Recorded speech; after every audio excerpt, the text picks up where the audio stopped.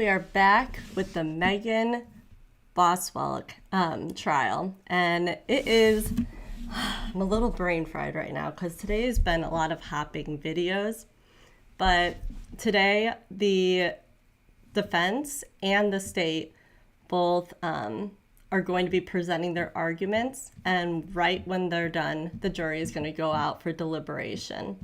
I think I've decided by this point they probably won't have a verdict today, and I wouldn't be surprised. You know, sometimes they'll work into the evening if they think that they can get a verdict by the same day, but I doubt they will. I think they'll go home, come back fresh in the morning, and hopefully a verdict then.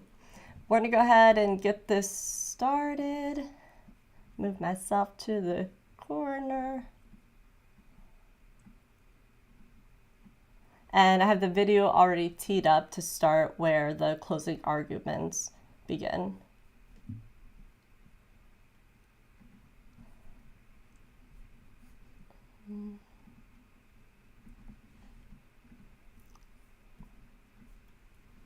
One second.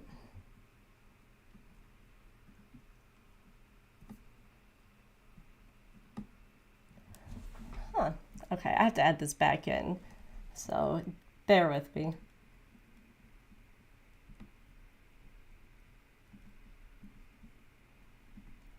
If you're on waiting right now for me, do you think that she's going to be guilty or not guilty? Oh, there it is. That's what I was looking for. I think she's going to be found guilty. I don't think that there's any way that they could even go around that. It's clear that the one thing in all of her stories have in common is just her. She's made up so many lies about people and the situation. It looks pretty shady.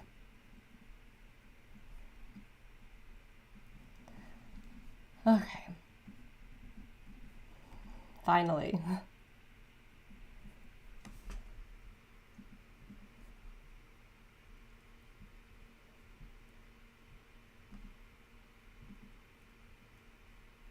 I don't know why this doesn't want to work with me.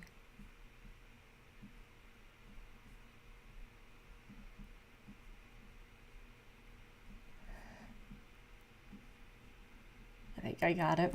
Sorry, it wanted me to go, yeah, I did get it. It wanted me to change all these settings all of a sudden. I'm like, no, I don't want to change settings. Okay, I'm going to mute myself and I'm going to get this playing. Outbursts at any time during the state's closing, the defendant's closing, the state's rebuttal, I'll clear the whole courtroom.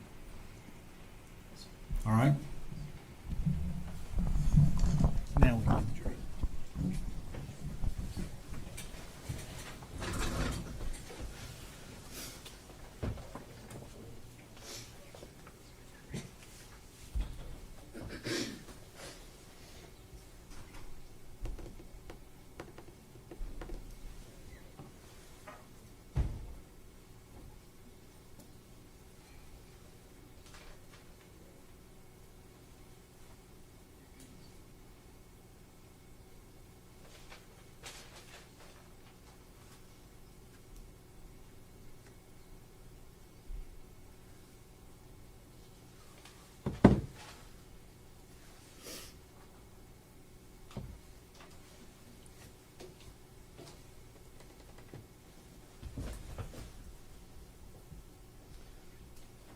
You've got exhibits 1 through 5 and 93 separated, right? 93 also? Yes. Okay.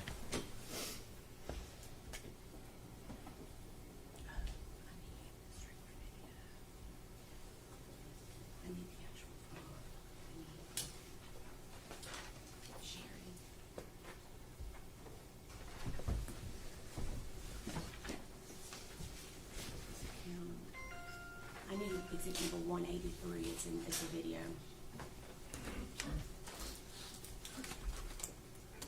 It's bagged by one of the security officers. Huh? That was my blood sugar alarm. It went real high.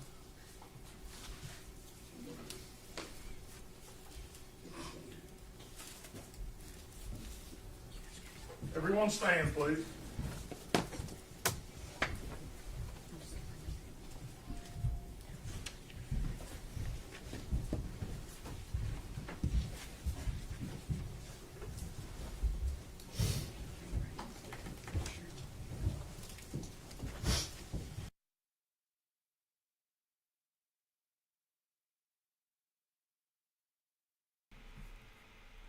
Evidently, they got kicked off at some point.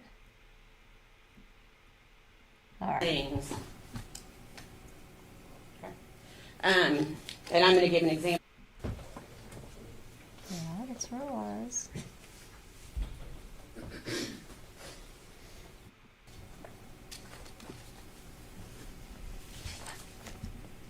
Here it is, page 5. In your instructions, in the second paragraph, it states, statements, arguments, and remarks of counsel are intended to help you in understanding the evidence and applying the law. But they are not evidence. And I beg you to remember that. When Mr. Scott gets back up and makes his arguments, remember that. The things that come out of his mouth and that came out of his mouth during trial, that is not the evidence. He tried to get you to speculate on so many things during this trial. He wanted to throw out strange theories with aluminum foil. He wanted to throw out a term that doesn't even matter anymore, SIDS. That came from his mouth, not either of the doctors, but from Mr. Scott. He's asking you to speculate. That is not evidence. I beg you to only think about the items that were put into evidence, the photographs, the recordings, and what came from the witness stand. Do not let them sway you from what actually happened in this case. He kept mentioning cadaver dogs. He wanted you to think about that. But if you remember the cadaver dogs, Tommy Boswell, on his property, what did we hear him say? The cadaver dogs didn't even go up there by the playhouse. He wants you to believe maybe the body wasn't there at that time. He's trying to throw you off, but he didn't show anything. There's no proof. There's no evidence.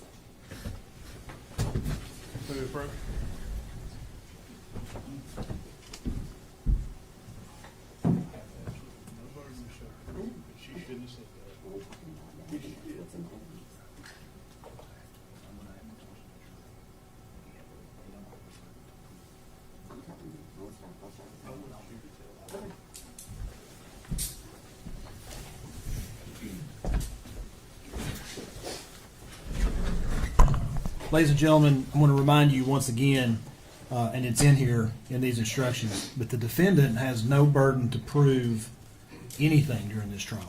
The burden is wholly on the state of Tennessee. Okay? Go ahead, John. Thank you. And I believe I said that. The state, we gladly carry this burden. But again, what comes out of Mr. Scott's mouth is not evidence. You heard nothing from the witness stand about cadaver dogs. There's no piece of evidence about cadaver dogs. And Mr. Scott said in his opening statement, humans make mistakes. Do you remember that? Dogs also commit mistakes.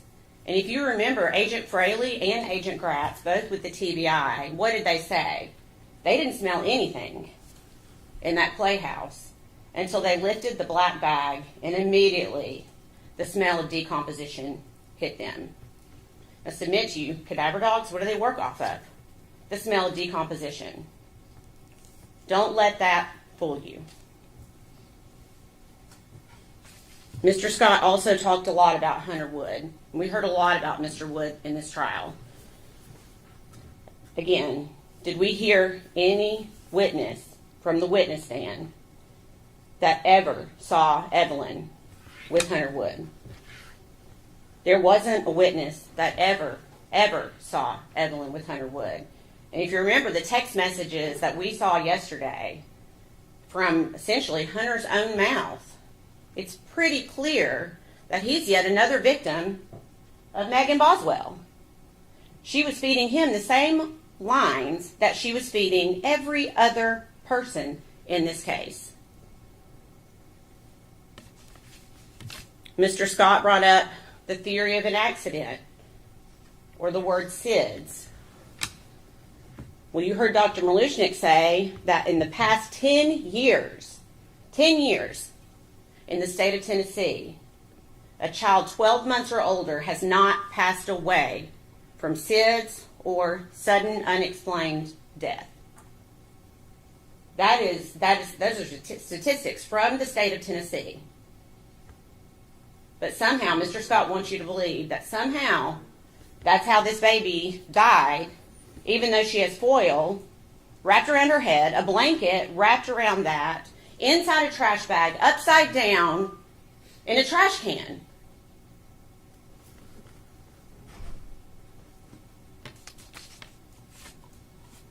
Let's go through our timeline just for a minute. What do we know? We know that Evelyn was okay until November of 2019. We know that Evelyn was seen at Thanksgiving by family. And then Megan Boswell started a new job at the Chicken Shack. What do we know after that? Megan Boswell meets Hunter Wood. And we know that Sue Whitson is probably the last person to ever see Evelyn alive again. You remember the picture that Sue took? This is very likely the very last picture of Evelyn Boswell alive. Not taken by Megan Boswell, but taken by the babysitter.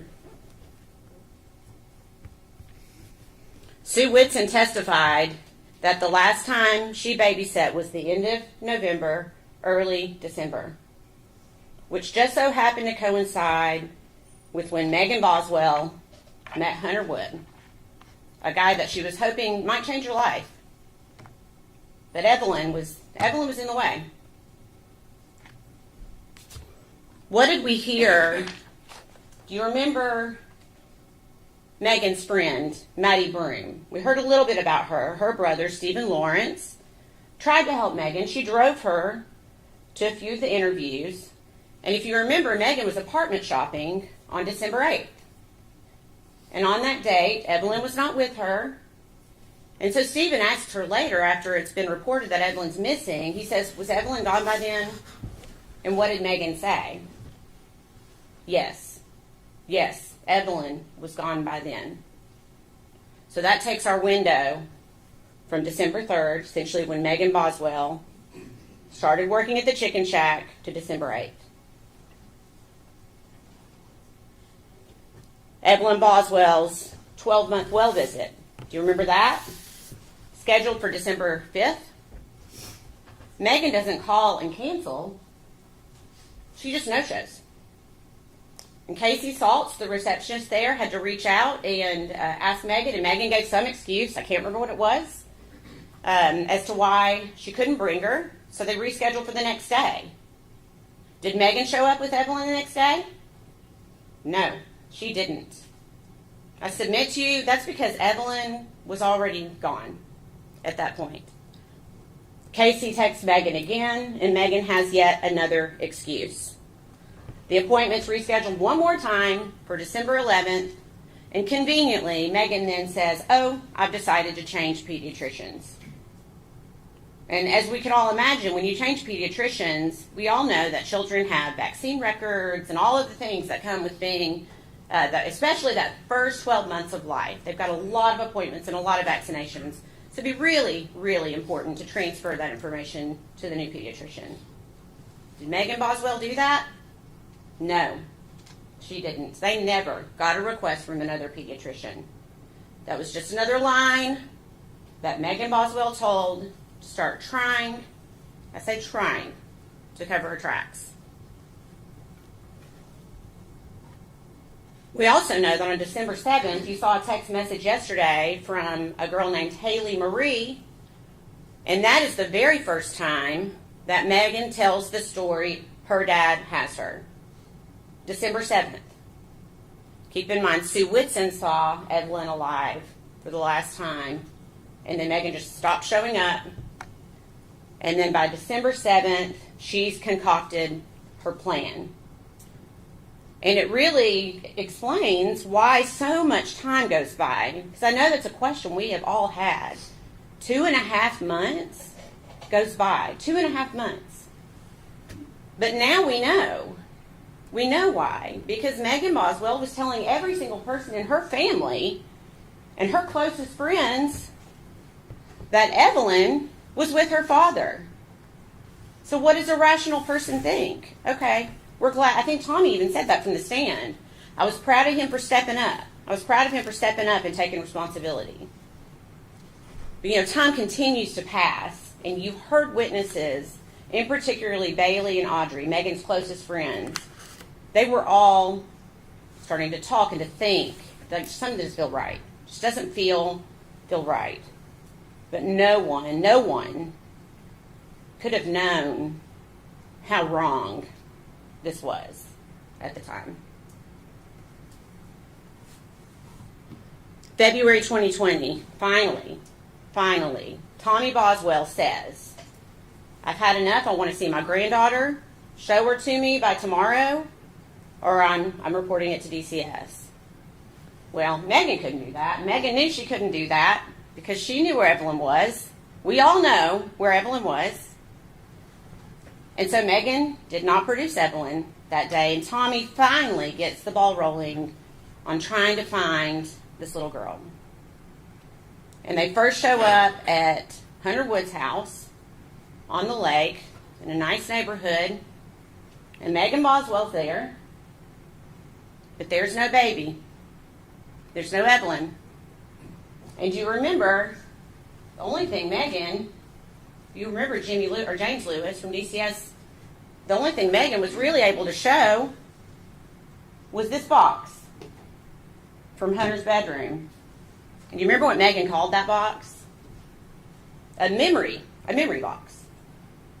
Now, why would you call something a memory box if you are alleging that your child is still alive? This is all Megan Boswell had of Evelyn in that house that she was trying to show DCS that Evelyn was living in. She couldn't show him diapers. She couldn't show him a pack and play. She showed him one outfit that she held up on a hanger. Not an outfit that Evelyn had ever worn. There was no evidence that a child had ever been in that house.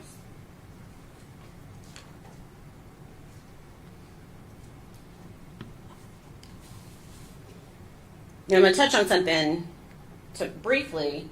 If you remember Paul Durant yesterday, going back, I'm trying to just give you a little bit of a timeline.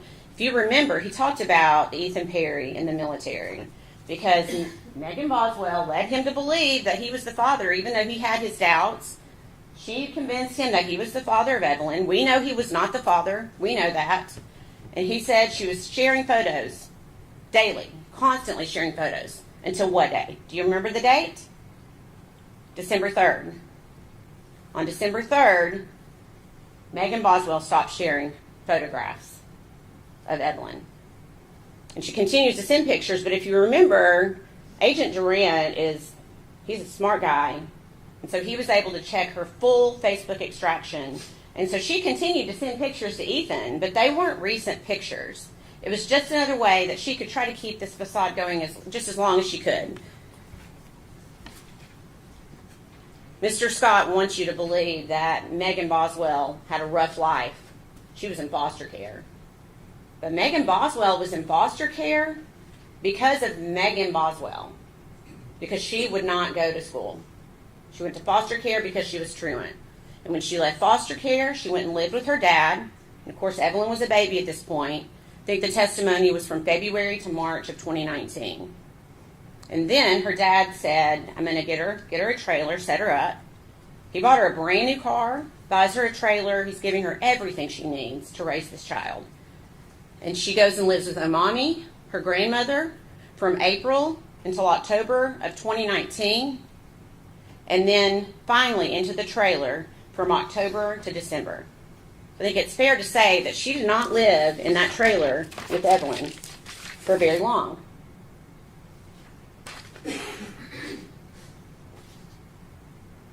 But in that short period of time, this is what she was able to do to that trailer. Can we look at that for a second? That's what she had her child living in. If that's not neglect, she does this in 2 months. Ladies and gentlemen, I beg you to look at these pictures when you go back in the jury room. That, in 2 months, is what the defendant was able to do to the home her dad provided for her and her child. And within 2 months, Evelyn was dead. And I stated there are, maybe it's just my opinion, there are a lot of victims in this case. Bailey Hawkins, her very best friend. Did you see how difficult it was for Bailey to testify? To look at someone that she trusted, that she loved. Audrey Gibbs, same thing. They are also victims of Megan Boswell. And they will also suffer for the rest of their lives because of what Megan Boswell, the web that she created for them all to get caught in. Erica Stacy, who cared about Megan and Evelyn so much, is a victim. Gail Kite, the foster mother, she's a victim. Ethan Perry, who's serving his country, doing absolutely nothing other than his job, gets pulled up into Megan Boswell's web because Megan Boswell is only worried about Megan Boswell. And I'll submit to you that Hunter Wood, the person that they would like to blame somehow, is also a victim of Megan Boswell. She starts with first blaming Ethan Perry. She does that for a few days. And when she quickly realizes, gosh, law enforcement can figure out that I'm not telling the truth here, I guess I better tell something different, then she goes to her mom. She blames her mom, her own mother. She's willing to blame all the time knowing. I mean, we know, let's find the picture. We know where Evelyn was.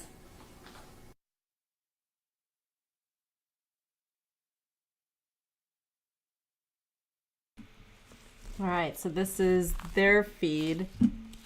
We still see the court TV in the corner though, so hopefully they fix this.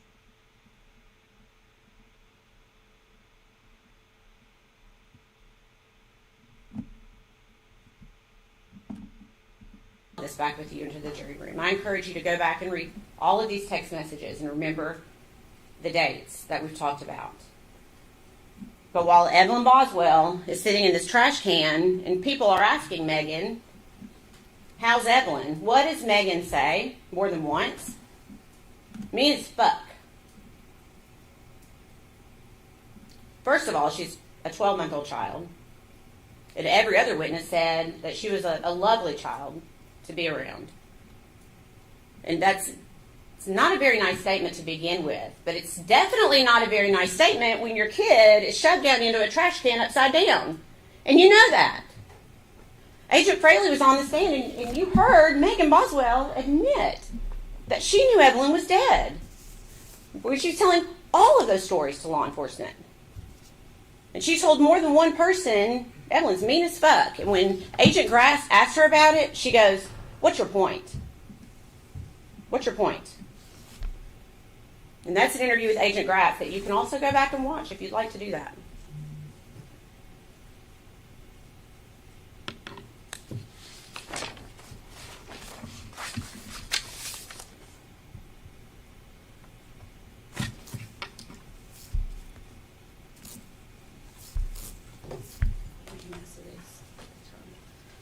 So we saw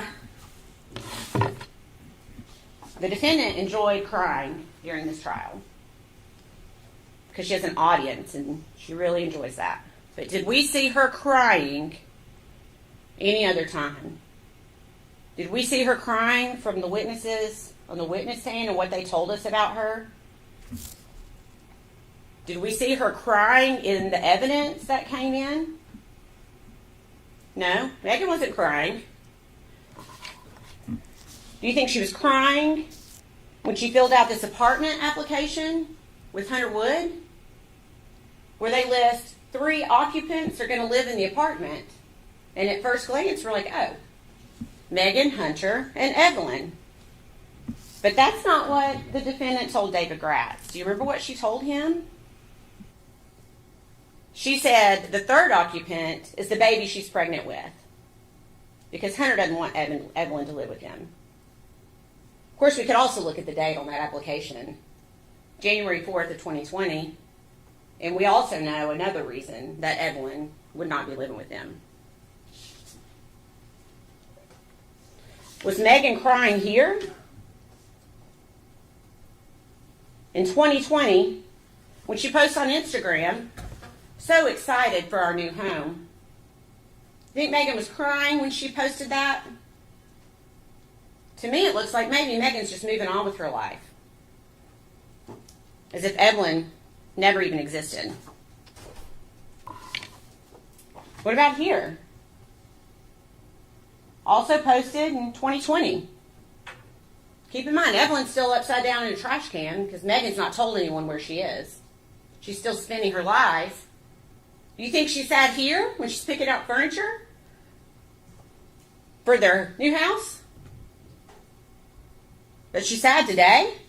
She has the gall to sit here and cry today and pretend she can't look at the pictures of what she did to her child? What about this one? Proud of my baby. New 2020 High Country.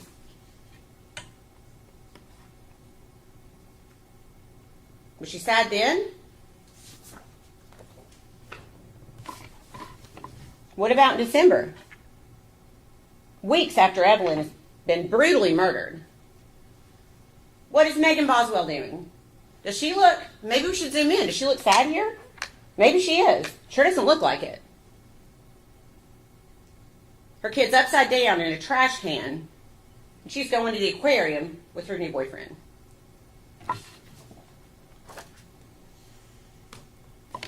What about here? She doesn't look very sad to me. Hiking in Blowing Rock in 2020. No Evelyn. Evelyn's missing. Still missing at this time. There's Megan hiking with her new boyfriend, moving on with her life. Not crying.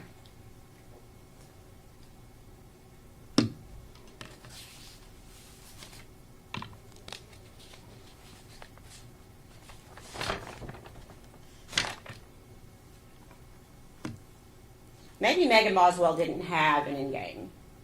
Maybe she didn't know. Maybe she hoped that Evelyn would never be found. But she had to know at some point these stories were going to catch up with her.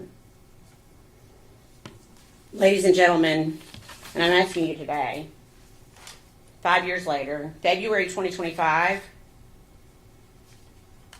to show Megan Boswell that her stories have caught up with her. The evidence shows the defendant. This person is the only person responsible for her child being dead. You heard it straight from Dr. Malushnik. Evelyn shouldn't be dead.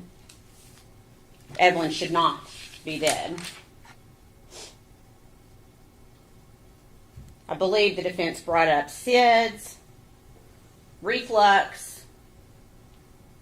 rollover. I believe they even brought up a tongue tie as being a possible cause of death for Evelyn. How does that result? Any of those things. You know, he said in the beginning, the state can't even prove how she died. Are you kidding me?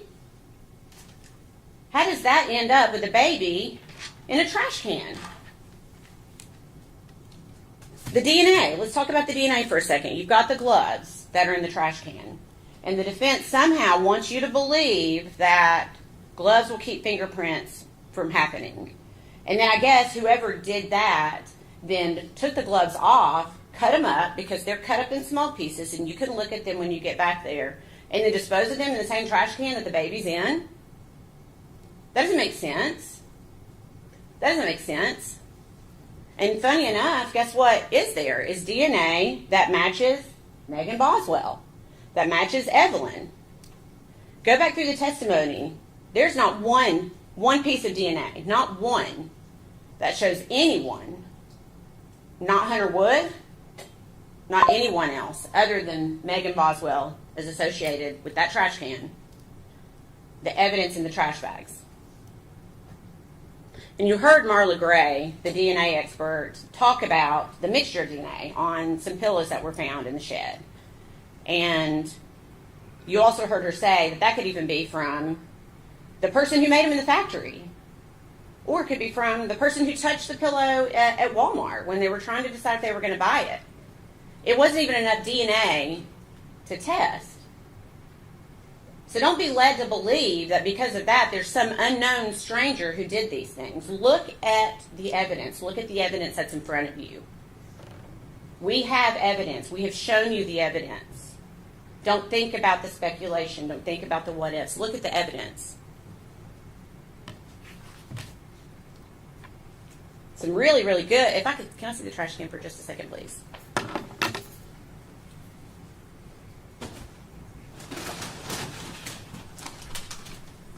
Thank you.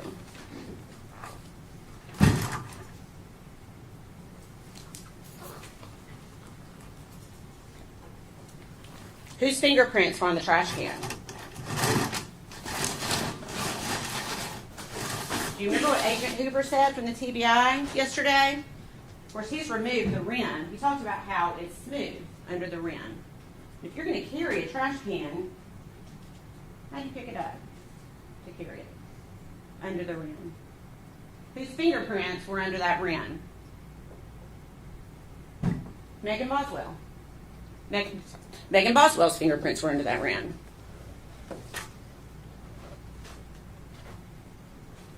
If we look at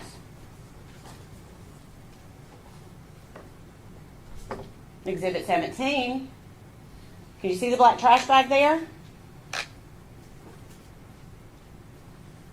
Whose fingerprints are on that trash bag? Megan Boswell's fingerprints. And you heard Dr. Malushnik say, and I think you can see for yourself, that trash bag's not just gently placed down into the trash can. It has been forcefully, and it's a hard image. It's a very difficult image to think about. But that's the evidence that we've been left with, that black trash bag was placed on top of Evelyn in the white trash bag. And it was forcefully pushed down. Compressed, I think is a word that was used during the trial. And that's how Megan Boswell's fingerprints ended up on that black trash bag. Even more damning than that is the fact that Megan Boswell's fingerprints are on the foil wrapped around Evelyn's head. I would love to know a different explanation for how Megan Boswell's fingerprints got on that foil, on that trash can, on the black trash bag, except for the fact that she murdered her baby. She put her in that trash can with food trash and debris, covered her body, essentially mummified her, and tossed her away, literally, with the trash.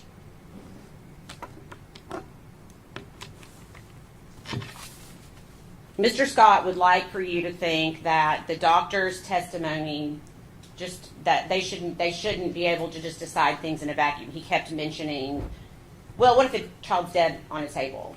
And I think we all know that is not how doctors operate. Doctors operate off of medical histories and any information they can get. And that's what both doctors did in this case. They took everything. Her birth records, her pediatric records, the scene itself, before they came to their conclusion.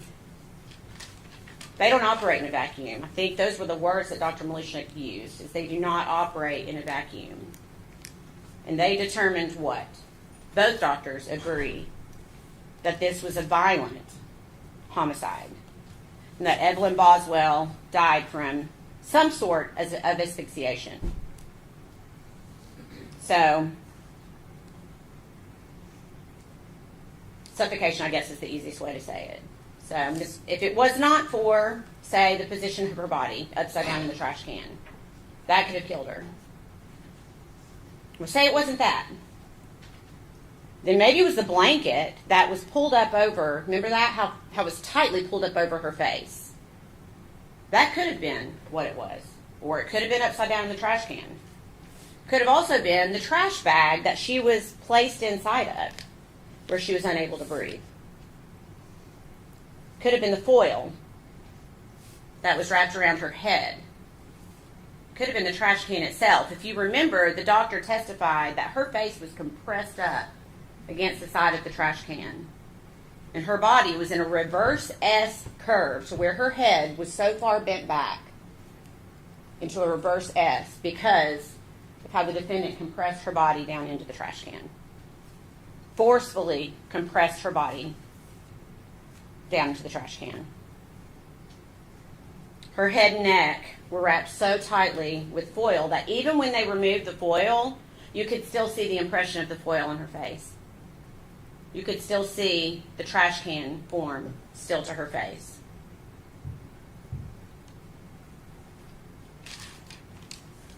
Quickly, I'm going to ask you to go to your verdict form page.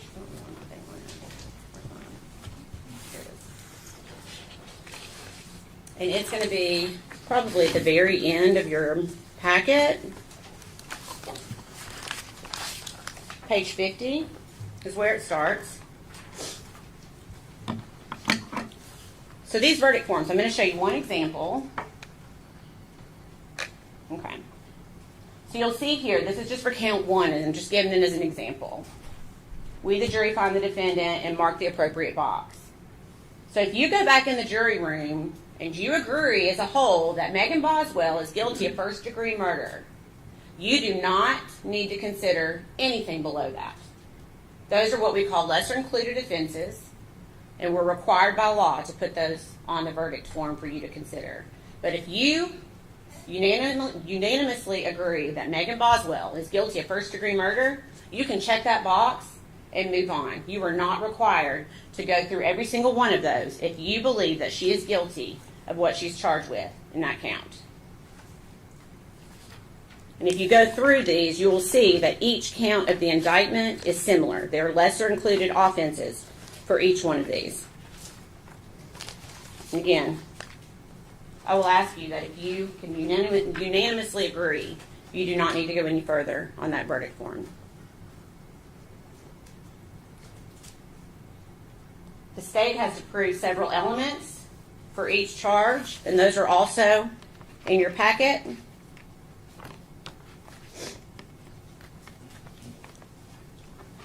Count 1 is premeditated first-degree murder, that the defendant unlawfully killed the victim, that the defendant acted intentionally, and that the killing was premeditated. The next page defines premeditation for you as an act that was done after the exercise of reflection and judgment. It means that the intent to kill must have been formed prior to the act itself. So that means essentially when Megan Boswell wrapped Evelyn in the blanket, and you think, well, maybe she didn't have premeditation then. She could have formed premeditation in the time where she applied the foil. Or premeditation in the time that she put her in that trash bag. Or premeditation in the time that she pushed the next trash bag on top of her body. Ladies and gentlemen, I submit to you there is nothing about this case that is not premeditated. Count 2 and count 3 are what we call felony murder in the state of Tennessee.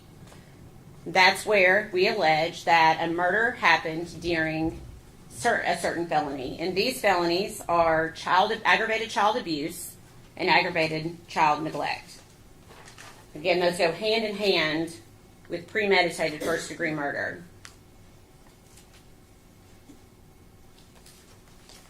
We submit to you that not only did the defendant abuse the child, but that she neglected the child. And one of the perfect examples is how she left her in the trash can. That's neglect. Leaving her in the trash can, that's abuse. And it resulted in her death, which is felony murder.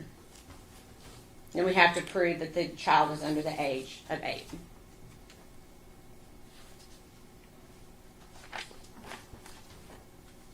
There are many counts of false report. Page 29, I think, is where it starts. And it's counts, I believe, 7 through 17. The state must prove that the statement was made by the defendant, that it was made in response to a legitimate inquiry by law enforcement, and that it concerned a material fact about the incident within the officer's concern. And if you remember, the defendant herself admits more than once that what she told the police was not true. So I submit that the state has proven each of those counts. Count 19, abuse of a corpse, page 30. The state must prove that the defendant mistreated a corpse in a manner offensive to the sensibilities of an ordinary person, that she acted without legal privilege and acted knowingly. And I think that count speaks for itself, along with count 20, which is failure to report a death.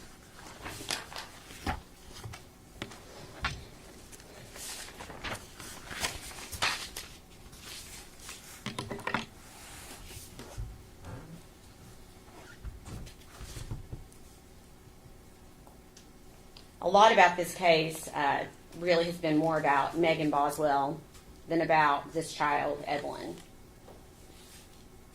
But Evelyn mattered. She deserved to grow up. She deserved that, but her mom took that away from her. And there's no evidence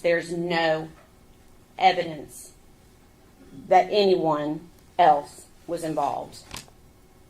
I think you can see this was a pretty good investigation. It was very thorough, and the evidence continued to point in only one direction. The evidence only pointed at one person, Megan Boswell. She failed her daughter. She had the chance to keep her safe, to protect her, to give her to someone else if she couldn't handle her.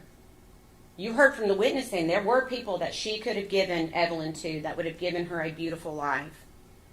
But instead, she violently murdered her daughter. She told story after story after story for 2.5 months. And maybe the worst part is that she just went on with her life as if Evelyn had never even existed. But Evelyn did exist. Evelyn is a real person. And Megan Boswell should not be able to go on as if Evelyn did not exist. There are things we will never know about what happened. None of us will ever know everything. But I think it's fair to say that we do know that Evelyn was in the way. She was in the way of Megan Boswell living the life that she thought she deserved, that she wanted to live.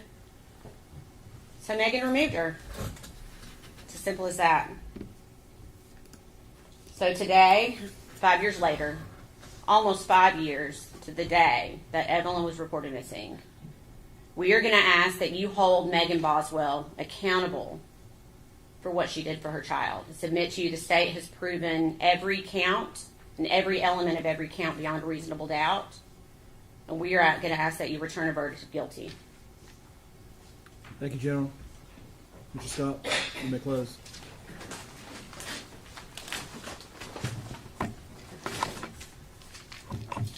Good afternoon. I appreciate y'all's time. Appreciate you being here. Although I know you may not be here by your own free will, but I still appreciate it. This is a hard case. There's a lot of emotion in this case, and Amber Massengill is very good at giving an emotional closing and wanting you to play on your emotions.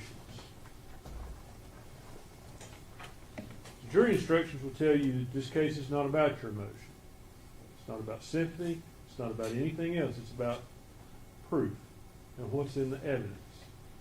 That's what this case is about. This case is more about what Megan Boswell didn't do than what she did do. Now, I'll go back through the witnesses here with you in a minute. But the state seems to be putting forth a theory that you should convict her a first-degree murder because she didn't grieve appropriately. She had fun after her child died.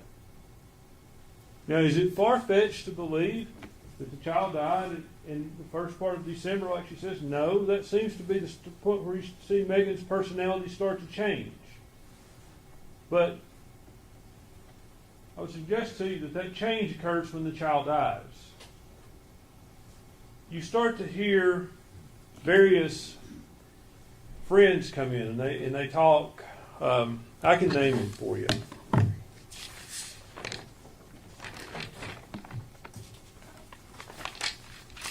Let's talk about Casey Saltz. She worked at Megan's pediatrician. And she was also, technically, would have been Megan's foster sister, I guess. She was the daughter of Megan's foster mother. And she talked about Megan being a good mother. She acknowledged that. She witnessed that. Megan brought her to the doctor. You have an exhibit in the records. It's item 67. It came in through the pediatrician. Read that page for page. It demonstrates that Megan was a good mother to Evelyn. She took her to the doctor for well checks. She took her to the doctor when she was sick. She got medicine for her. She did what she should do. And then she misses that appointment in December. And that's when this starts. And I would submit to you, when all of this really starts, the child is dead. Now, we hear from other witnesses. We hear from Paul Miller. That is Ethan Perry's grandfather. He had no reason to believe that she wasn't a good mother. Seemed like she liked being a mom. Saw no signs of abuse or neglect. We heard from Audrey Gibbs. She'd been with Megan almost every day up until she moved to Knoxville in 2019. She describes Megan as a good mom. There were a few things. There was once where she thought her diaper needed to be changed, and once where they neglected to buckle the car seat. But those are mistakes. That's not child neglect. That's not child abuse. Those are mistakes. Audrey talks about Megan coming to Knoxville at the end of December sometime, and by that point she acts disassociated. She's not normal. She's saying "I love you" over and over again to her. So, again, maybe she's not grieving right. Bailey Hawkins stayed at the Econo Lodge with Megan. Megan just went to sleep, despite Bailey thought they might do things. They might talk or whatever they might do.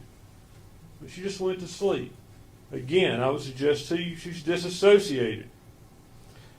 Bailey saw no signs of abuse, no signs of neglect. Mr. Horn questioned her. She described Evelyn as the one consistent love that Megan had. And Megan is a girl who comes from a world of fractured relationships. And Miss Massengill wants to downplay Megan's home life. Matt Price did. There's a video in there. He talks about it. He talks about, I mean no disrespect, but I know that Boswell family. I'm aware of them. I know how you come up. Your mom and daddy using drugs. I mean, you want to talk about a home life, watch the video with Agent Fraley. Her mom was laid in there in stripes, a jail uniform. What kind of home life was that?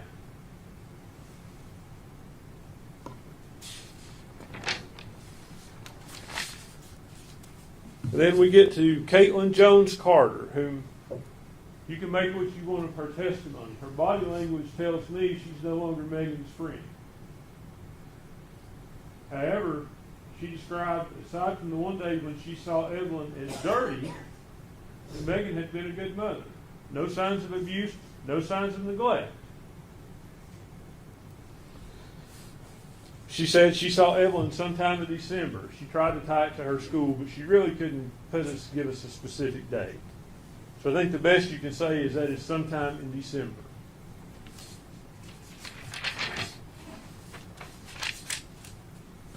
Gail Kite. Let's talk about her. Megan's foster mom. she gets Megan when Megan comes into her foster care. Megan's 7 months pregnant. She's 17 years old. Gail describes her as looking like she's not pregnant, as being underweight. We know from the medical records and the testimony that come in from Dr. Smith, Megan suffered from intrauterine growth restriction at that time. We've heard that. So that's the shape she's in. But Gail talks about how she gets her in good shape. She has the baby. She's a loving mother. She takes care of the baby. Gail never saw abuse, never saw neglect, never had any doubts about Megan.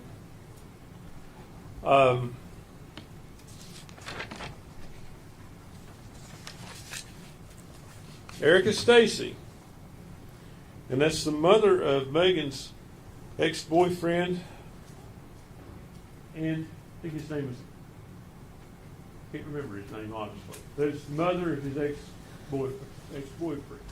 She described Megan as a good mother. Evelyn was always clean. And I'll point something out to you. The state wants you to believe that Megan just meets Hunter Wood and throws this child away for him. She didn't do that for, I think it's Caleb Stacy. She didn't do that for Caleb. There were other boyfriends. Now there's talk about, a lot of talk about Ethan Perry thinking he was the father.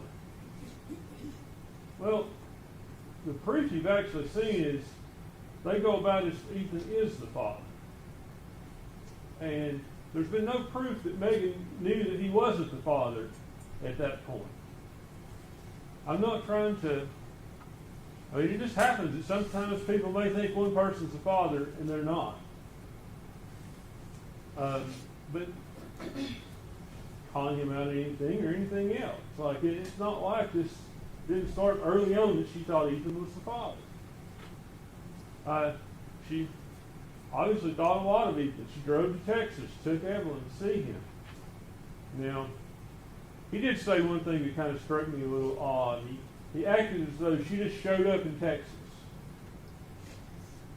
I suspect, and he finally admitted on cross-examination, that he told her where he was in Texas. You just don't hop in the car and drive to Texas and say, I'll drive around El Paso until I see his car in the parking lot and pull in. That's not what happened. I think he kind of wanted you to think that, but that's not what happened. Let's talk about Randy Wood. Randy Wood is the father of Hunter Wood. The state called him. The state is the one who elicited the information about Hunter Wood being hospitalized. That's the first you hear of him being hospitalized. It's the state. Now, Ms. Massengill wants you to think I have some grand conspiracy theory. I don't. I do have a statement from Megan Boswell when she talks to Agent Fraley about what happened in this case. She says, Hunter was there when Evelyn died. I wrapped her up and I swaddled her. I held her. She kept getting colder as the day went on. I didn't want her to get cold. Hunter took her and he got rid of her. Now, they want you to believe that that's just impossible.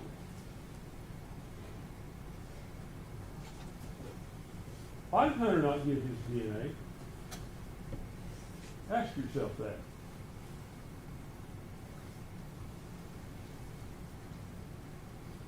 If you have nothing to hide, why wouldn't you just let them test your DNA against all the evidence they have? Turns out they couldn't have tested it, probably. But he didn't give them that chance because he had something to hide. Now, his dad said that he was schizophrenic. I asked him, is he schizophrenic and have hallucinations? He agreed with me on that. He also agreed with me when I asked him if he talked about using an aluminum foil or tin foil. And he said, yeah, he talks about some off-the-wall stuff. Now, ask yourself, who's more likely to wrap that child in tinfoil? The child's mother that has cared for the child, taken care of the child, or the boyfriend who's schizophrenic? And I'm not trying to vilify Hunter Wood. That's not been my intention throughout this trial. But Megan's statement is that one of them rolled over on the bed. The young mother may think that. There could have been other causes. When we get to the causes, I guess we can go ahead and we can talk about Dr. Smith and Dr. Malushnik. Now, Dr. Smith asked her about several different things. She's the lady who actually performed the autopsy. And she formed an opinion of homicidal death based on the way the child was in the trash can. But she could not tell you a medical basis for the child's death, other than a diagnosis of exclusion. And a diagnosis of exclusion is simply, we don't know what else is wrong with her, so she must have smothered in this trash can. That's what they want, what she said, essentially. Now, I cross-examined her about a lot of things. I asked her about SIDS. And even though the subsequent doctor didn't agree with it, Dr. Malushnik, I didn't ask about something that didn't exist. Dr. Smith knew exactly what SIDS was. We talked about it. We talked about the ages, how we don't know what causes it. She answered questions about it. She said, ultimately, she could not rule that out in this case. Just like she could not say with any degree of certainty that the child was placed in the trash can alive or dead. She couldn't say that. She brought up that the child had a heart valve that leaked. She admitted under cross-examination that that could have been what killed the child. We talked about laryngeal, we talked about laryngeal convulsions. Could that have caused the death of the child? She admitted it could. Now, Ms. Massagill brought up that I brought up tongue tie. I brought up tongue tie, I brought up GERD, I brought up an infection she had had, because all of those things can lead to the onset of SIDS. That's the research, and Dr. Smith agreed with that. Now, I want to tell you something about Dr. Smith and Dr. Malushnik. I think Dr. Smith, she was the medical examiner in Johnson City when this happened. Dr. Malushnik is not her boss. She's not, it's not like she's somehow over her. Dr. Smith was the chief medical examiner at the Jenkins Autopsy Center, Forensic Center. Subsequently, for whatever reason, the state sent her report to Dr. Malushnik for another opinion. Dr. Malushnik only reviewed her report, and she finds that it's a good report. But then she wants to go further and find with some type of certainty that that child was placed in the trash can. And you saw an exchange between me and her in here yesterday. It went on for 4 or 5 questions. And I kept asking her, Doctor, can you say any type of certainty? What can you say about this? Can you conclusively say that child was dead when it was wrapped in the blanket, wrapped in tinfoil, and put in the trash can? She evaded that question. She wouldn't answer that question. She finally answered that question only after it was threatened she would be in contempt if she didn't directly answer the question. And her answer was, no, I can't say conclusively. And then she threw out kind of a parting shot at me as she left. And suggest to you the more accuracy of that parting shot, she said the child could have been murdered some other way. Should have been. The child could have died some other unknown way. That's what the truth would have been. She presupposed that this child was alive when it went in the trash can. The doctor who did the autopsy was very clear she could not conclude that. She said it couldn't be excluded, but it cannot be included. Dr. McLushnik come in with a preconceived notion of that's what happened.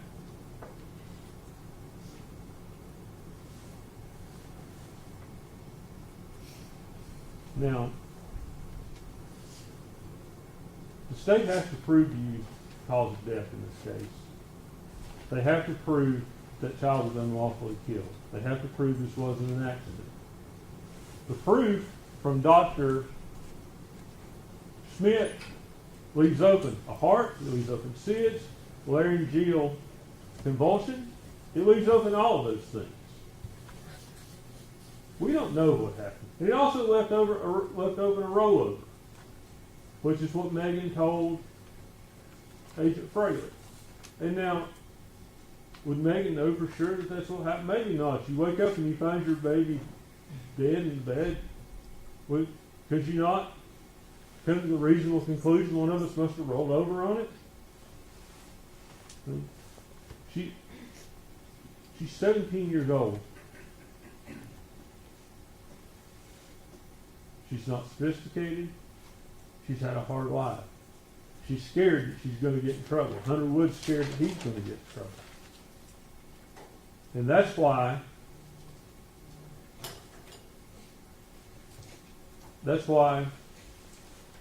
she does what she does. Hunter takes the baby to dispose of it. She knows about it. Is that right on her part? No, it's not. Should she have called and reported it? She absolutely should have. I told you that in my opening statement. Have they proved that she's a liar over and over? They have. Don't deny that. They haven't proved she's a murderer. You have more counts of false report than I can really count. I think there's 11 or 12 of them.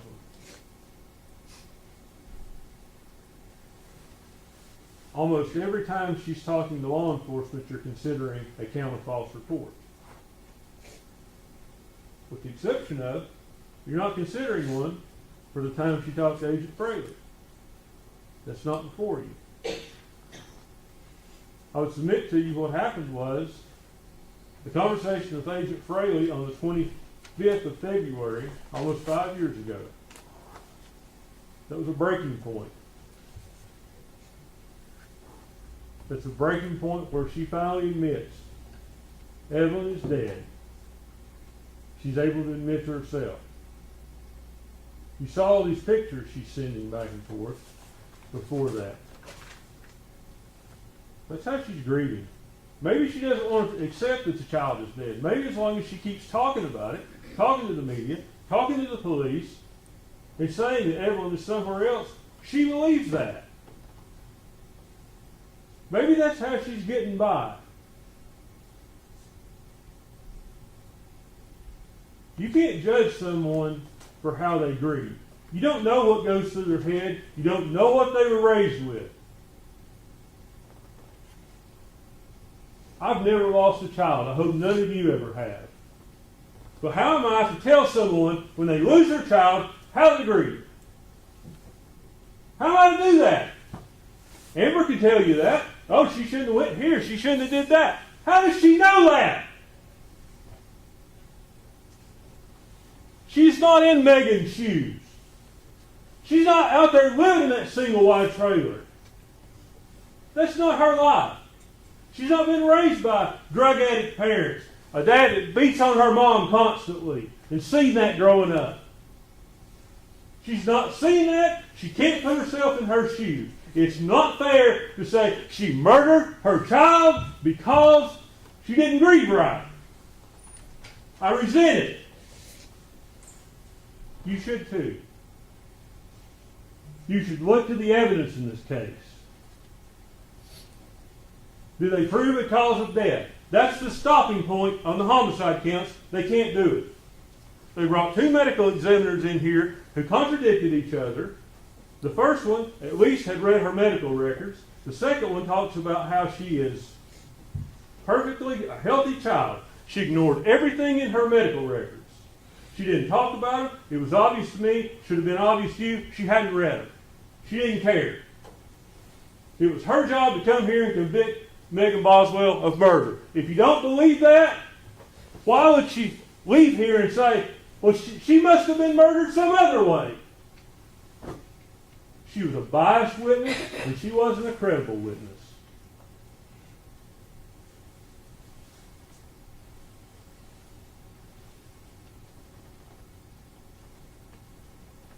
Now, let's talk about the tennis ball. How could her one fingerprint be on a piece of tinfoil?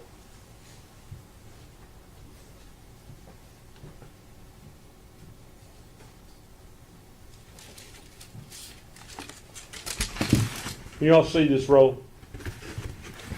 Maybe like this.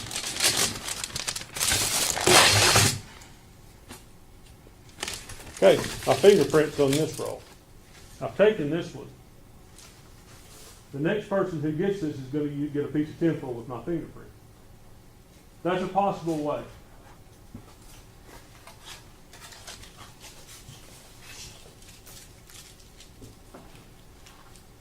What's another possible way?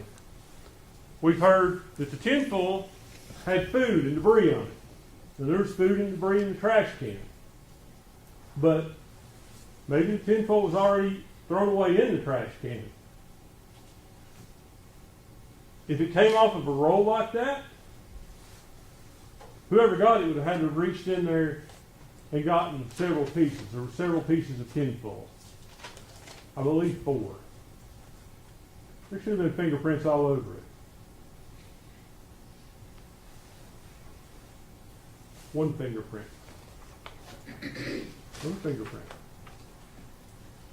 It doesn't prove she put that tinfoil on there. Now, what about DNA on the garbage can?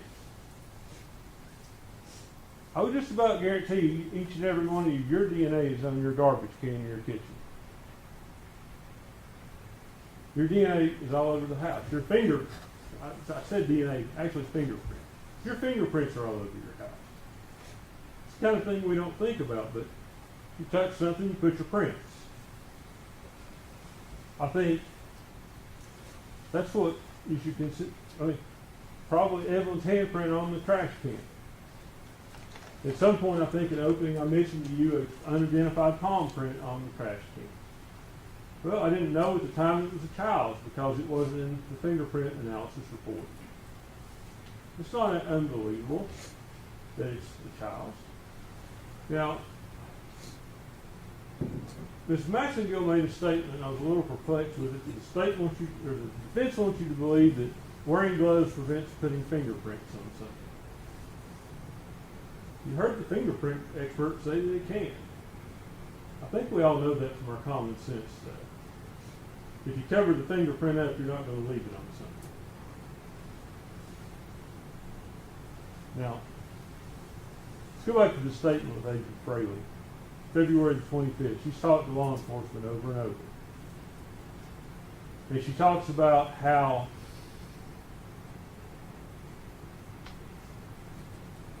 she breaks down. She breaks. It's the breaking point. She admits she's dead. And she's telling them the truth. How do you know she's telling them the truth? Because if she's still trying to lie to them, if she's still trying to confuse them, she wouldn't have said, I don't know where the baby is. It could be at Hunter's. It could be at Tommy's. Why would you say, if you're trying to lie to them, or perpetuate this lie like Miss Maxengill tells you, that the baby could be at Tommy's? Why would you do that? Ask yourself that question. She's telling them where the baby is. She thinks, I think it could have been left one of these two places.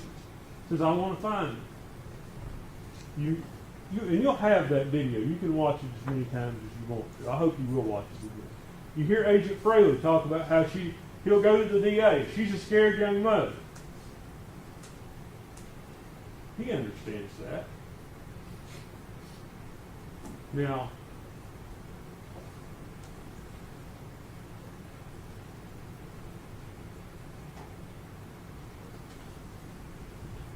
I don't have to prove this case to you. I wish I could, but I can't.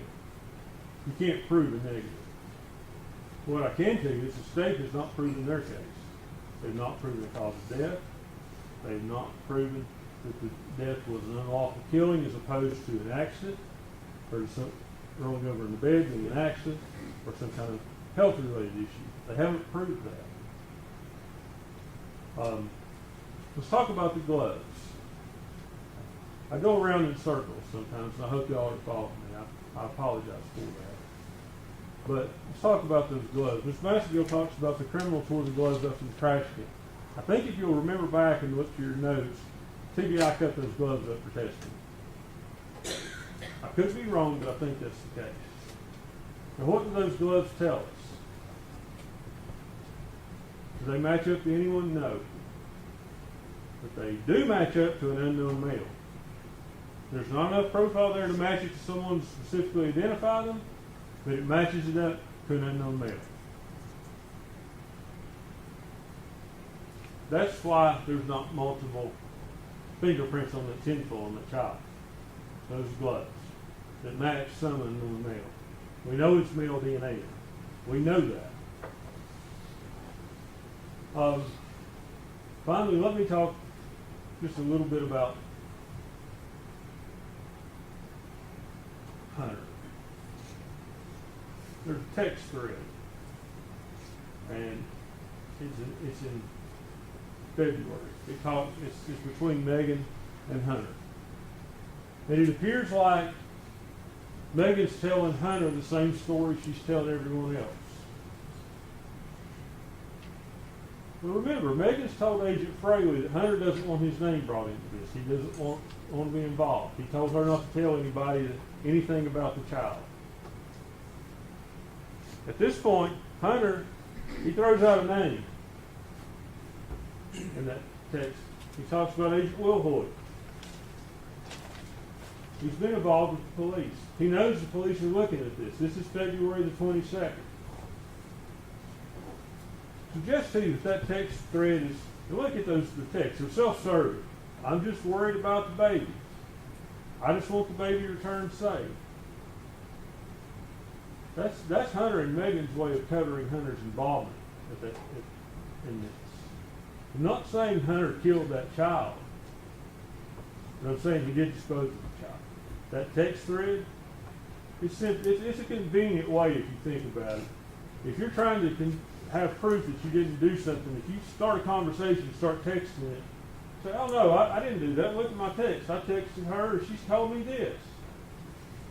It's a convenient thing for him.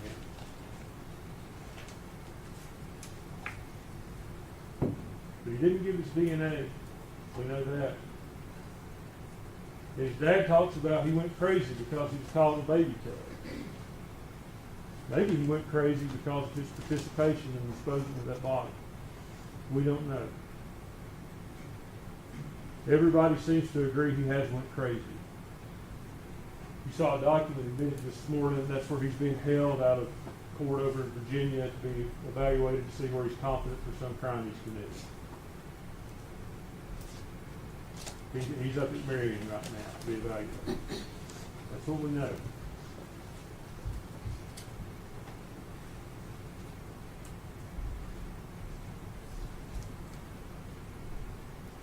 I hope I've answered your questions. I hope my argument has helped you somehow with this case. But what I would say to you, if you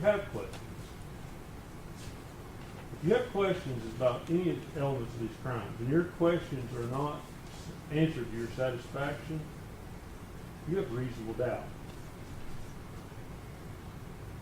If you say, I don't know how that child died, that's reasonable doubt on this homicide.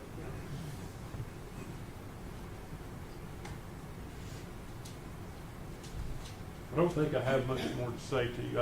I go to a Baptist church and I hate long sermons. I'm used to it. I think I've been up here for about a half an hour, but I thank you. I pray you'll come to the right decision. Thank you. Thank you, Mr. Scott. General, you may close on behalf of the state. Thank you, Judge.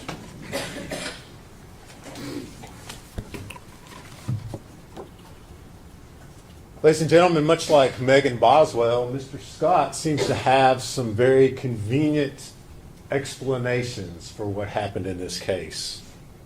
Lots of things that happened in this case. All of the evidence in this case that points to his client, he's got some sort of explanation for it. But the problem is, in order to buy into this, in order to believe it, you have to believe Megan Boswell. You have to believe that when she spoke to Agent Fraley on the 25th, that she was somehow, for the first and only time in this courtroom, speaking the truth. But I think each of you, as you sit here, know That's not possible. That's not possible. Megan Boswell is one of those people. You used to hear the expression, the truth ain't in them. The truth's not in Megan Boswell. She doesn't know how to tell the truth. Everything that she tells to every person in her life is for some reason. And that reason is because Megan's trying to get something out of it. She is a master manipulator. Even at 17 years old, you sit there and watch those videos. She's trying to play everybody. She's trying to play the law enforcement officers who are interviewing her. She's playing her friends. Every person in her life who walked through that gate and sat up on that witness chair was in some way manipulated by Megan Boswell. Some way. Whether it was about Evelyn, whether it was about how she was going to pay for a babysitter, whether you're the father of my child, whether you're a great-grandfather, whether your wife who's dying of cancer is babysitting the kid. I mean, she knows no bounds. There is no person that she will not manipulate and tell untruths about and to. No one. But Mr. Scott comes in here today and says, yeah, hey, come on, ladies and gentlemen, the 25th, that was the point, which she decided, hey, I'm going to be truthful here. No, it wasn't. No, it wasn't. And we know it's not. It was just another story. She was telling law enforcement to lead them some other way. That's all it was. And if you remember, when Agent Gratz testified, General Massengill was asking him the question, when did this first thing about accidents and rollovers, when did that come up? Well, it came up when the police and law enforcement finally said, we got nothing going on here. We got to give her an out. We got to give her something so we can try to find this kid. So they're the ones who suggested it. And then very conveniently the next day she comes in and guess what? Oh, yeah, I forgot. Yeah, that's right. I'm sorry I've been lying to you all for days and days and days now. But now I'm going to tell you the truth.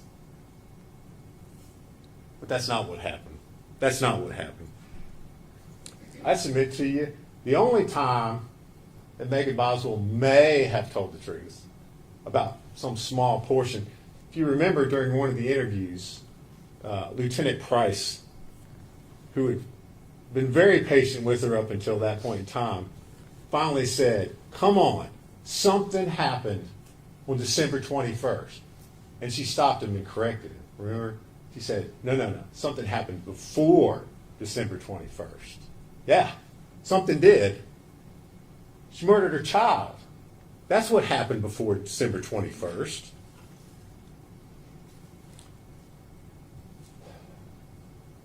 Ladies and gentlemen, before I speak further about the physical evidence that ties and shows that Miss Boswell is the one who is guilty in this case and who needs to be held accountable, I want to take you back to jury selection.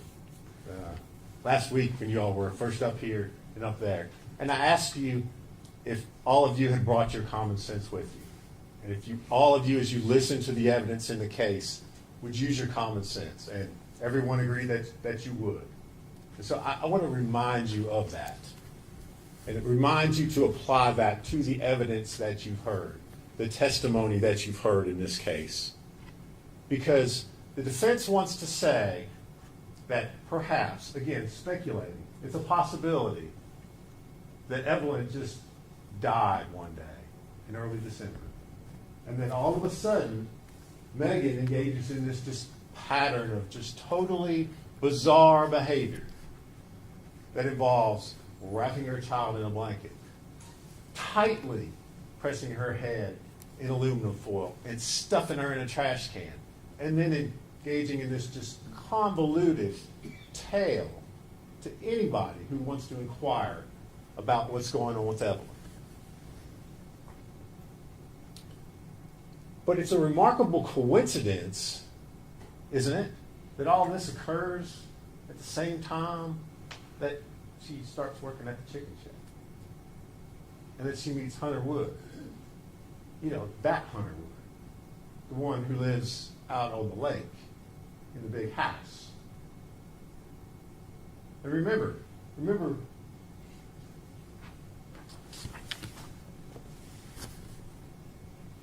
this is where Megan's living before December.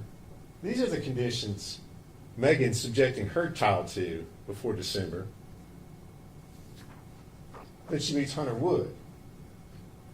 Big house out by the lake. Dad owns a business that I'm working at.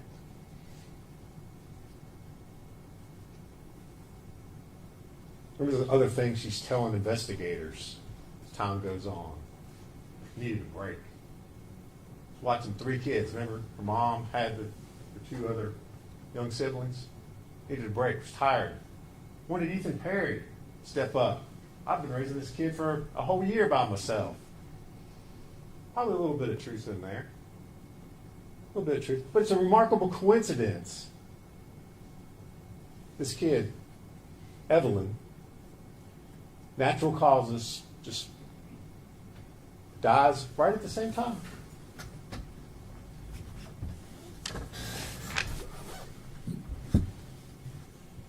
Apply your common sense in asking yourselves why. Why would Megan Boswell then start on December the 7th? She tells Bailey Hawkins, hey, it's just me. Ethan's grandma has Evelyn right now. December 7th. Remember, she starts Chicken Shack the 2nd. 7th, 5 days. 5 days later. Why does she start telling all these things that are obviously not true? I'm in a custody battle with Ethan. I don't have her. Evelyn's sick. She's got the flu. I can't bring her. Can't bring her up there to get the Christmas gifts. Let you see her. Why does she do that? Why does a mom who, by everybody's testimony, everybody's, her friend Bailey Hawkins told you, I mean, yeah, she wasn't a perfect mom, but she did well. She did well. They all did. I mean, she's posting pictures on Facebook, Instagram. Everybody. Her own pediatrician, Dr. Pugh, came in here. Yeah. She's a good kid. We didn't have any concerns. Healthy, meeting milestones, an advanced child. Why does a mom who dotes over her kid, who won't even let anybody babysit, she's so protective of this child? Remember Erica Stacy? I mean, heaven's sakes. I mean, that's an ex-boyfriend's mom who is willing to babysit the kid so that her son can go on dates with her. She won't let her do it. She won't let her do it. She will not let her babysit. That's how protective she is of this child. So why? Why? Apply your common sense. She won't do it because she can't face the truth about what she's done. She can't face that truth. She can't look at that picture, and I'm not going to put it back up there for you. She can't face what she's done to that child. Discarding her like a piece of garbage. That's what she did. She can't face that truth. So she engages in just spinning all these stories to everybody. Everybody that comes with a story, she's deflecting that out because she doesn't want to face that.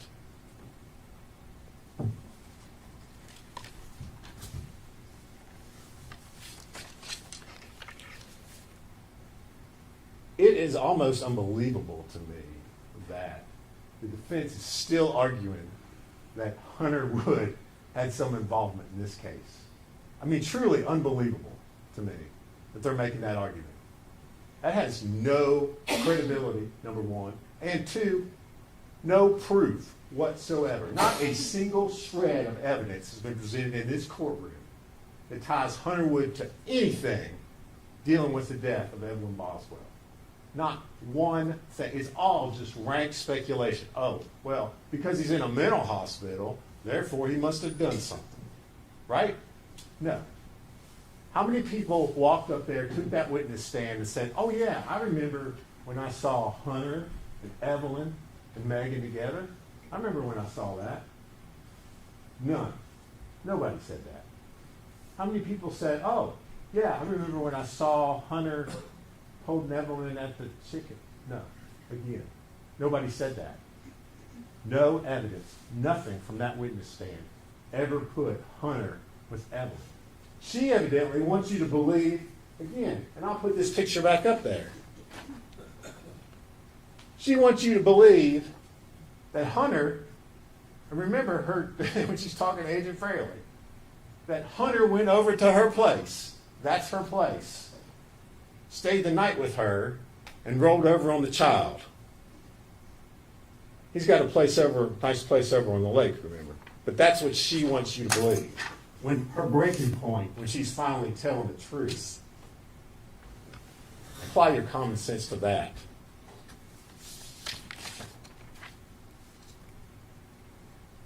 What else possibly ties Hunter to this case?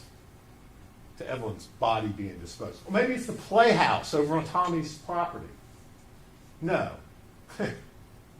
Again, we know Evelyn is probably gone 5 days after she first met Hunter from working at the chicken shack. But Megan Boswell wants you to believe that he's been able to go onto her property and stick a body in a trash can in a playhouse that was built for Megan Boswell.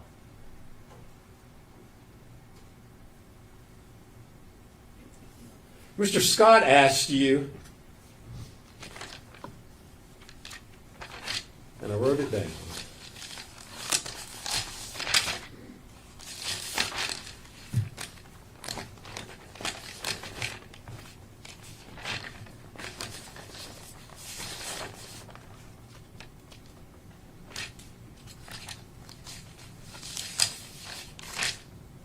He asked you who was more likely to have left a print on the foil. Well, I'll tell you who's more likely to have left a print on the foil. The person whose print was found on the foil. Megan Boswell. He stands up here, and again, we've got explanations for everything. Well, maybe it was possible she tore a sheet off earlier, and in doing that, she grabbed the foil and left a print. Well, there's no Hunter Wood prints on any of the foil. The bag that's stuffed on top of the body where Evelyn's found. Multiple prints on that. None of them belong to Hunter. They all belong to Megan Boswell.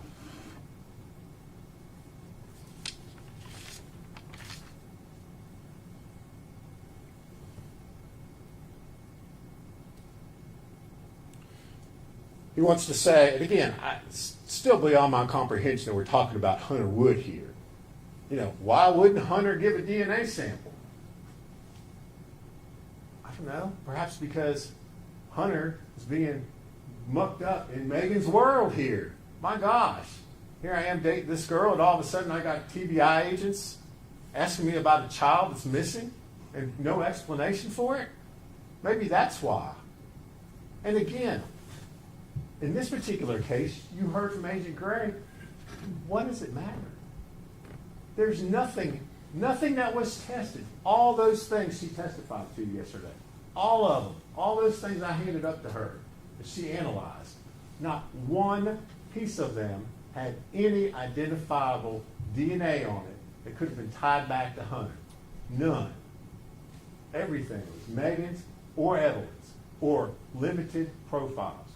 Remember I asked her if I gave everybody in the world's DNA to her, she wouldn't have been able to match any DNA to Hunter Wood. Nothing. Nothing. Everything connected to that body in the trash can comes back to Megan Boswell. And then, let's not forget, in the middle, while all this is going on, February 22nd, Megan's child's missing. They question Hunter.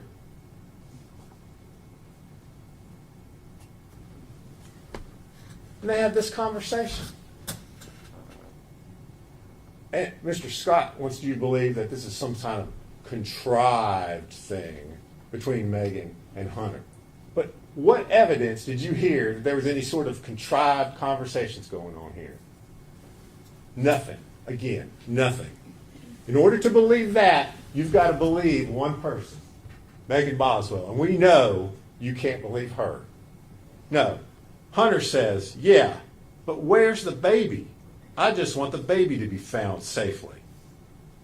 What's her response? If she was truly trying to cover this up, a little bit better response would probably be heard. She says, Dad won't let me go anywhere because of the situation. Hunter, I can't disclose stuff to you on here about what TBI is doing. His concern, please assure me the baby will be found and brought home safely. That's not a conversation with someone that you have that has disposed of a body, that has helped get rid of your dead child. That's not a conversation. Hunter Wood is not at play here, ladies and gentlemen. Not at all. Not at all.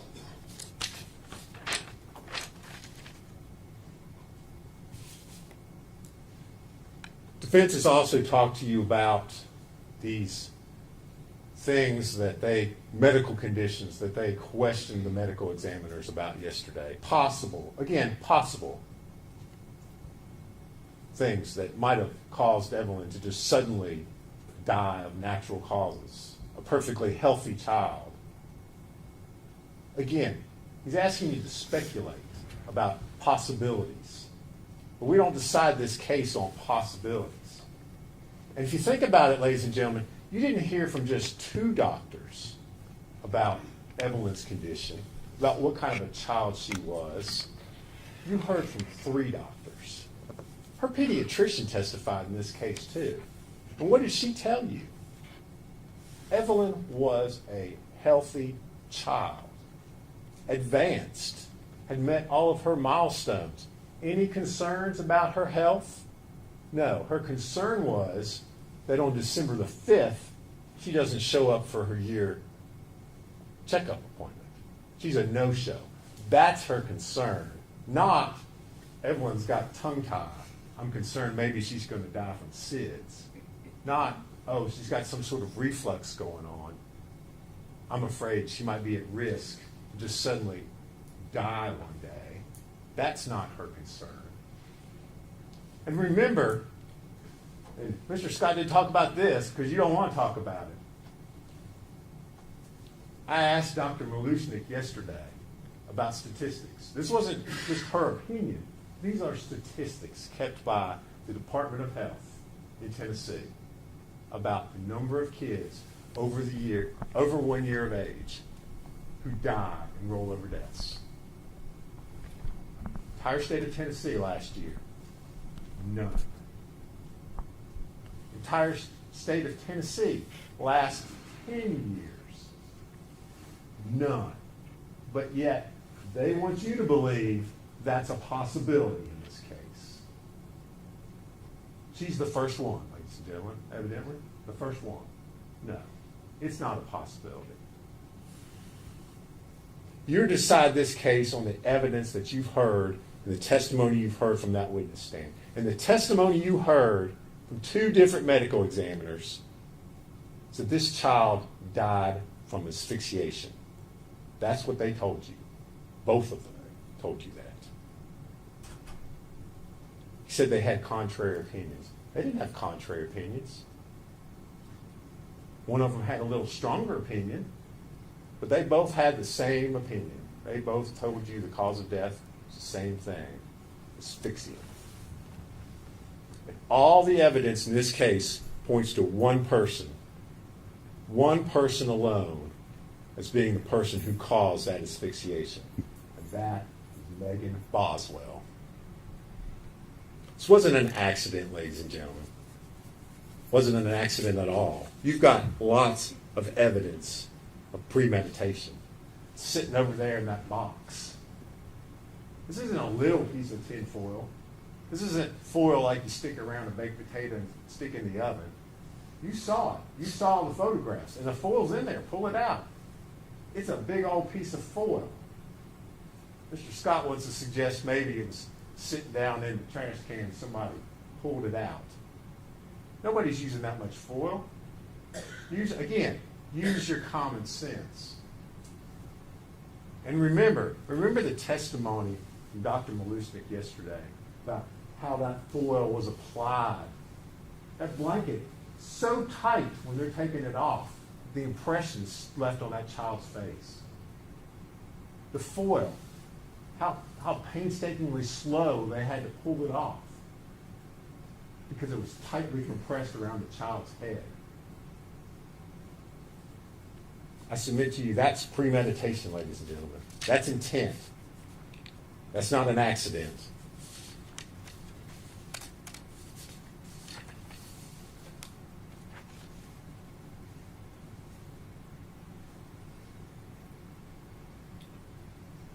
Part of this case, ladies and gentlemen, that, as Mr. Scott said, is really, sad. It really is. It's a tragedy. You think about all those people that you heard testify, how easily all of this could have been avoided. All those people. Bailey Hawkins, Audrey Gibbs, Casey Saltz, Gail Kite, Paul Miller, Erica Stacy. Any one of those people would have taken that child. All this could have been avoided. But Megan Boswell only cares about one person, and that's Megan Boswell.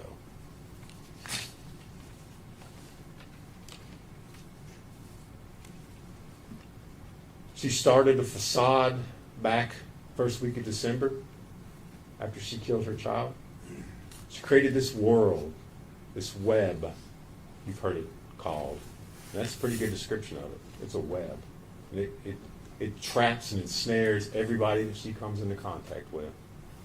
She started this facade back then, and it's continued and continued and continued. And she brought it in here to this courtroom in front of you.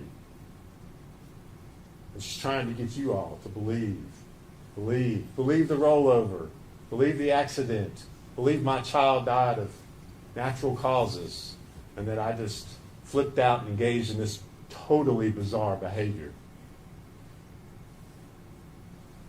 But in order to do that, you have to ignore the evidence in this case. You have to ignore the forensics that place her and her alone as the perpetrator of this crime.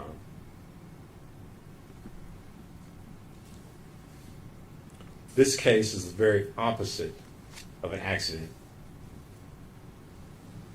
It's an intentional and knowing murder of a child. Megan Boswell got rid of Evelyn so that Megan could be Megan. She enjoyed it. You've seen the pictures General Massengill showed you. Hanging out on Blowing Rock, going to the aquarium, Super Bowl party.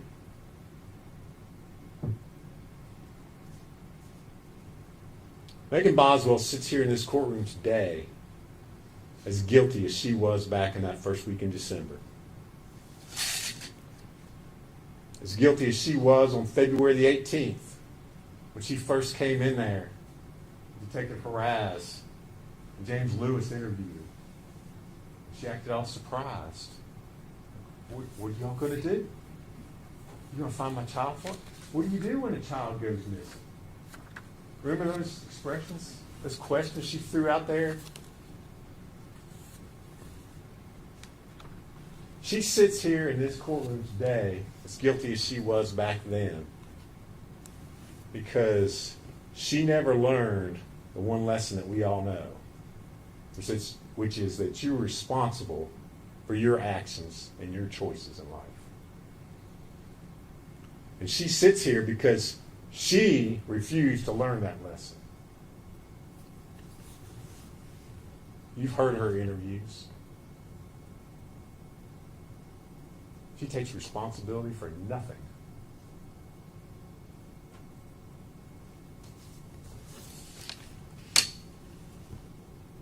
But today is the day that you get to hold her responsible for those actions, for her poor choices and decisions, for her decision to get rid of Evelyn, to dispose of her like a piece of garbage. That's what she did, ladies and gentlemen. She disposed of her child like a piece of garbage. But her poor choices and decisions have a price, and they have a consequence. The state has proven to you over the first-degree murder, false report, tampering with evidence, and a failing to report that death to authorities. We ask today that you hold her responsible for those poor decisions by finding her guilty as charged.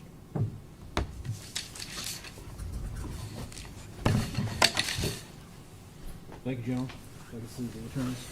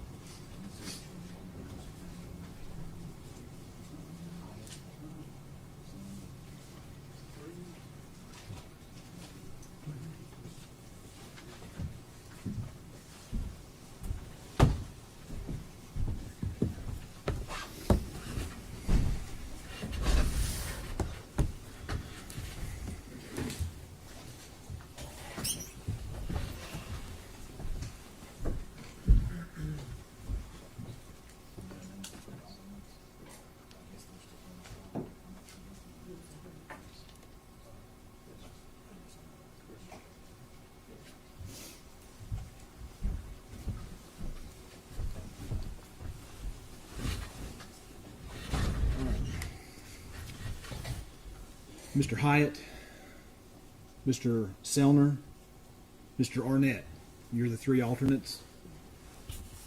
If you will go with the officer. Just leave them in the seat. That'd be fine.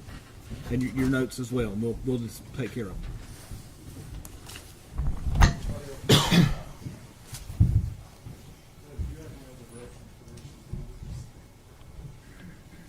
The rest, what do you mean? Yeah, I'm going to finish the charge. All right. Now, back on page 49. When you retire to the jury room, you will first select one of your members as foreperson who will preside over your deliberations. When you have reached a verdict, you will return with it to this courtroom, and your foreperson will deliver the verdict form to the court. Take with you the presentment, the exhibits, the verdict forms, the court's written instructions, and you may retire and consider your verdict as soon as the officer comes back to get you.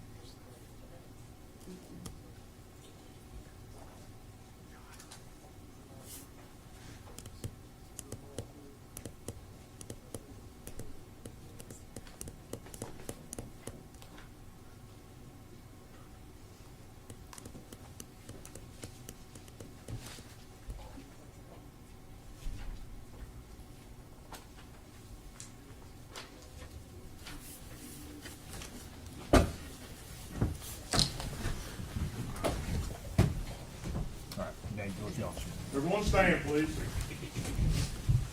3:05 p.m.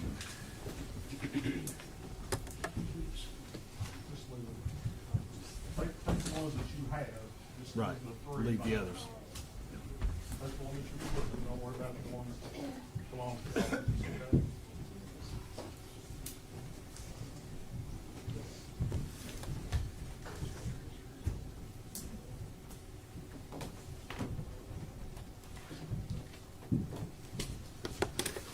You may be seated, thank you.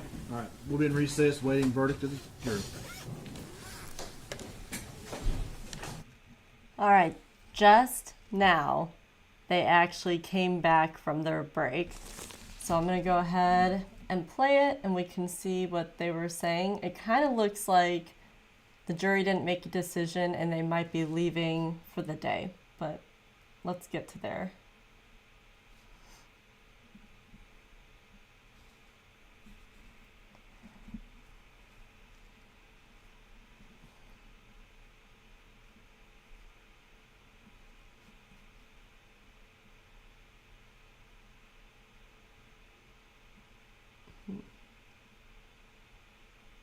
Saw that.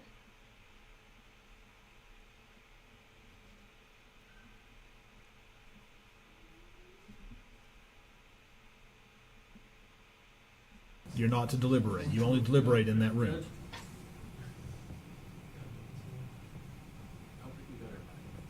That's 11.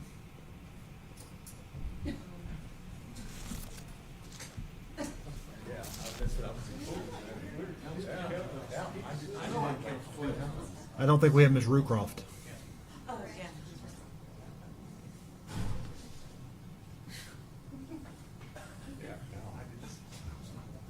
They all left you. Okay. We'll go through this one more time, now that we're all back together.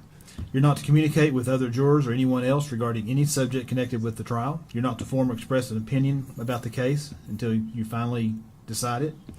You're to report promptly to the court any incident involving an attempt by any person to improperly influence any jury member or a juror's violation of the court's admonitions. You're not to read, watch, or listen to any news reports concerning the case. You're to decide this case solely on the evidence introduced in the trial. All right? Yeah, you can go with the officer. Have a good evening.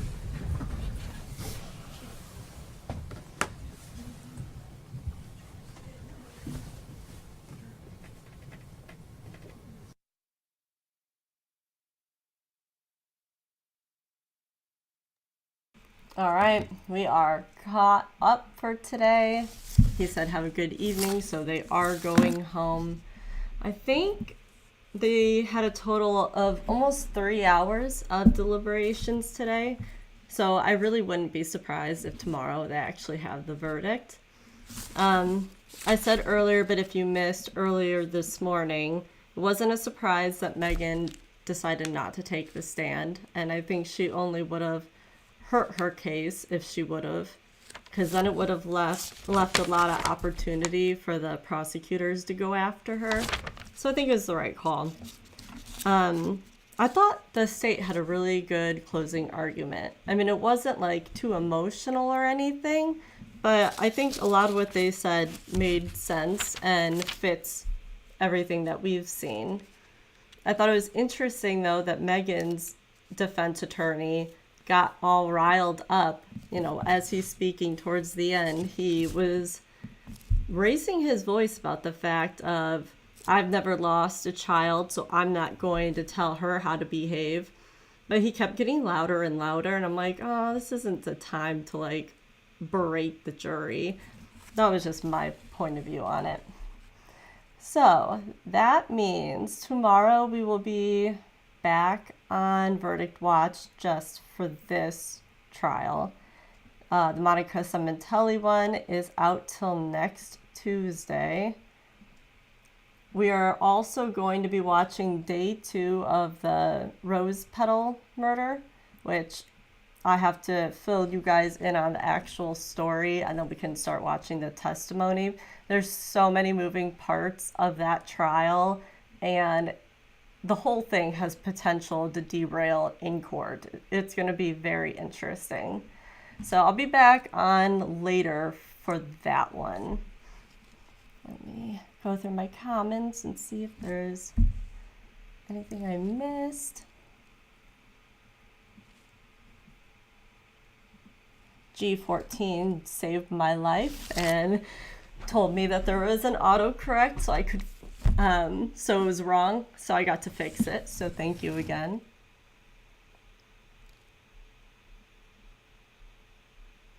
Yeah, the 11 different stories. I think if she would have taken the stand, we would have heard the 12th wrong story. She definitely does not seem capable of telling the truth around this subject, at least. And keep in mind, she's 23. She turns 24 in March. she's old enough that it's just surprising that she is sticking with this story 100% and then trying to put Hunter as the person who did this and he's bad. It's just shocking. And if she doesn't have enough remorse and devastation that she did this, she doesn't deserve to be walking free amongst everybody. Just my opinion. All right, I'm going to get off here. Like I said, I'll be back pretty soon, and we're going to go over the rose petal trial. So thanks for watching.